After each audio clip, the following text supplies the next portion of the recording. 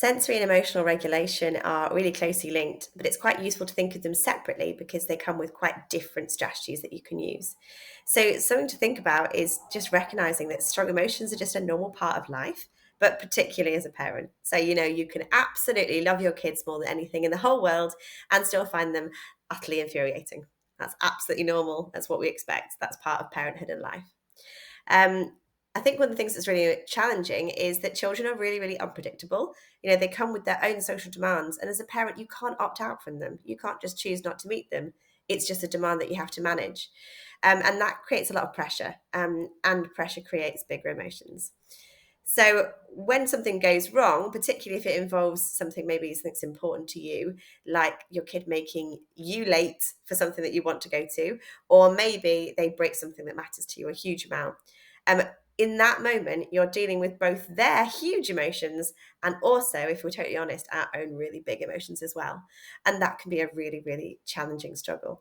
So although we'd love you to work on your supporting your children's emotions, really to be okay, what we need is a strategy and a system for thinking about and regulating your own emotions, which is what we're going to give you next. So what do these big feelings look like? So we start with the triggers. So something that's gone wrong in the first place, maybe it was a missed social cue, maybe that you had complete sensory overwhelm, maybe you misunderstood something, or maybe it was one of those really pesky fuck ups that happen to everyone now and again. So for neurodivergent people like you, the escalation can happen really, really quickly. It can shoot straight up. And sometimes that's because it's so hard to read the signals from your own body because of the other sort of sensory things that are going on. Sometimes it's because of additional sensitivities. For example, people who are neurodivergent are often really, really sensitive to experiences of rejection and might be heightened to it. And so they suddenly get a huge, huge sense of emotion with very little warning. That leads you to become increasingly heightened. Your whole body is telling you that you're on high alert. Your heart rate is going faster, your palms are getting sweaty, maybe you start to really, really panic and stress, and everything you do makes everything worse and worse and worse. And then you're going to hit that point. So that point of dysregulation when the resources that you have left in that moment are just not enough to deal with the situation. So it's a really, really hard place when you're at that crisis point, but you do come down again. So with time and strategies and some really good breathing, you can start to come back down slowly and start to feel more connected with your body. Sometimes you hit this point when you shoot back up again because something else has happened. Sometimes it's because you're so dysregulated and trying so hard to regulate yourself that other mistakes can happen, or what my husband refers to as the zone of fuck-uppery. So it's very, very quickly you can shoot straight back up, something else goes wrong. But again, you will come back down. So you use those strategies and some things we're going to show you next as well. Calm yourself down, treat yourself with some kindness, don't rush, you will get there. And after you've had that time to recover, sometimes the incident has been so significant that you can have this kind of post-crisis depression when you just have completely emotionally exhausted, you have nothing left in your batteries, and you start to feel really disconnected from yourself and the situation as well. Sometimes I think I refer to this as when you really have zero fucks to give. Again, it's fine. With time, you can replenish your batteries. So let's go through all the different stages of emotional regulation and think about how we can work on those skills. This is our steps to emotional regulation. So it's the way that we'd like you to think about your emotional regulation in order to make little improvements and help you manage better. So the first thing that's so important is just noticing that you're feeling heightened. So a lot of the time we can sort of recognize that, like, oh, I feel it in my shoulders, I'm feeling a little bit stressed. That's a really, really good time to start putting something into action and start using strategies. But sometimes we kind of miss that. It might be that it's useful to notice and try and name what the emotion is, but it's not necessary. What's important is to notice that you're feeling something. Then we need to move towards just being really accepting of the emotions that you're actually experiencing. We sometimes pathologize this, all the emotions that we feel quite negatively about them, but we just be accepting that you are feeling what you're feeling and come at it with a kind of a point of curiosity. We often then decide as soon as you know that you've got an emotion, you can do something about it. But there's something about deciding that you're going to take action, deciding that you need a strategy that can slow you down and allow you to think about which the strategies might help.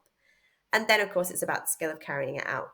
And at the end, what we'd like you to do in order to really grow as a person and to like maintain that feeling of being okay, we want you to have the time to be able to reflect and actually preempt future instances by making your emotional experiences feel more manageable and to bring you back into that regulation, that balance again as quickly as you can. So little mistakes, errors, fuck ups, they can happen at any point in this. But taking a moment to work out where it is that you're making these little, that where the mistakes are coming up and where the challenges are happening for you is helps you target the skill that you want to develop. So, for example, as a neurodivergent person, you might have so much sensory stimulation, so much sensory overwhelm, that you don't even notice that physical sensation of feeling a bit stressed. So maybe it's about working about becoming more in tune with your body, for example. As neurodivergent people, people have you will have had a lot of experiences probably of feeling like the emotions that you experience are just not feel like they're not acceptable. Sometimes people may say that the way that you've shown an emotion is not appropriate for whatever reason. You might be told you just act like a robot, like you don't have any feelings, which is never true. Or maybe that you're being over dramatic. Again, probably not true, because the emotions that you're experiencing are just what you're experiencing. So that can be a really difficult area to create like acceptance towards the emotions that you are having, and being kind to yourself in that moment. What we find is that when you feel like your emotions are not acceptable, you don't accept them at all, it can create a real sense of like shame or embarrassment. And all of those things turn up those emotions and make that anger or that frustration or that big emotion come up much more suddenly, than it would have otherwise if you were a bit more accepting. So that's a really challenging part to work on, but it will help you a lot if you can become a bit more accepting and kind to yourself. If you've gotten to this point, then actually carrying out the strategy can be difficult because of all the demands in your environment. In that moment, the additional things that you have to balance with your kids and managing their emotions too can make it difficult to actually decide on and actually choose and carry out a strategy. And the last stage that can often get missed, and the reason why is because you're so burnt out. All the emotional energy you've already used just trying to deal with that moment means that you often think, "Oh, thank God that's over," and you just want to move on. But actually, giving yourself a little bit of moment, a little bit of pause to stop and think about the things that have happened, and think about the emotional response that you've had, and again having that acceptance and kindness can make you have change and give you opportunities for bits of growth, so that maybe next time that dysregulation that you're experiencing, it feels less significant, maybe it happens less often. So that's all part of this emotional regulation that you're working on.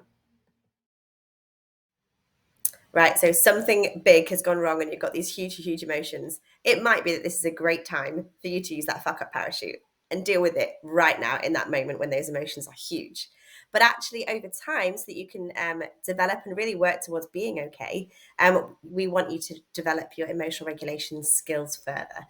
And so this worksheet is quite detailed, and it's to help you think about, as a parent, what steps do you need to take to go through that emotional regulation in a very safe way and to learn from it, and so that you have an emotional regulation approach which works for you as a neurodivergent parent. So a little word of warning: we can be absolutely determined to control our emotions, but really we just need to work with them instead. So assume, making that assumption that somehow you're in total control of your emotions, and if you let it go, it's your mistake, is a really unhelpful narrative and story to tell. But at the other end, feeling like you're completely at the whim of your emotions and you have no control over it isn't helpful either. So we need to kind of place yourself in a position whereby you know that you can do something about your emotions, but also recognize that there's something that just happened. Um, if you do totally lose yourself and have a massive emotion, something that surprises you, surprisingly strong or in an unexpected context, take that as a moment to be kind to yourself and be curious and try and find out, okay, why did I have that reaction? What is it about that situation or context that made me feel like that? It's a learning opportunity, which is what we want you to move towards. And again, one last time, when you really do get something wrong, deploy that fuck up parachute and just try and bring yourself down a little bit more gently.